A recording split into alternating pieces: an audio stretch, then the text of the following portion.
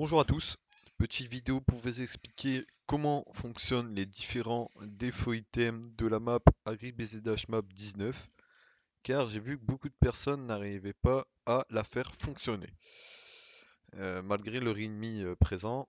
Donc c'est assez simple, pour ça vous devez extraire la map, donc on va attendre qu'elle s'extraye.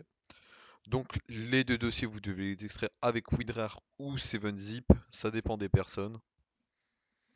Vous pouvez télécharger ce que vous voulez, les deux ils sont en téléchargement libre et gratuit, donc il n'y a pas de souci. Donc voilà, vous allez attendre que la map elle s'extrait. Elle fait quand même son petit poids la map. Donc voilà, une fois la map extraite, vous allez renommer les défauts items en fonction de celui que vous voulez utiliser. Si vous voulez faire de la solo, vous allez prendre le solo. Si vous voulez faire du multi, vous allez prendre le multi tout simplement. Donc là par exemple, moi je vais dire que je la veux en solo. Donc je vais enlever le truc solo. Je vais copier le fichier, je vais aller dans XML et je vais le coller. Je vais remplacer le fichier.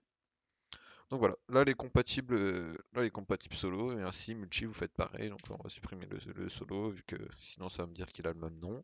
Pareil, défaut item, on supprime, on copie et on colle dans le XML tout simplement.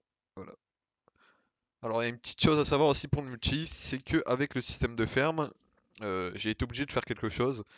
C'est que tout simplement vous devez créer 3 fermes pour les 3 fermes présentes sur la map.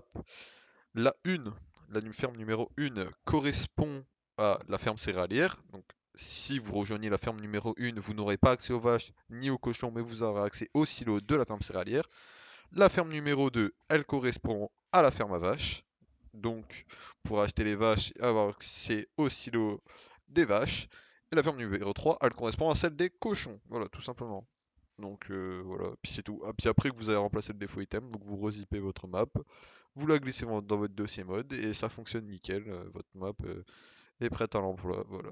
En espérant que ça aidera des personnes. Comme j'ai vu pas mal de personnes avoir beaucoup de mal dans les commentaires sur King Mode, malgré leur ennemi présent, malgré leur ennemi présent dans la map. Voilà. En espérant que ça aidera un maximum de monde et bon jeu à tous.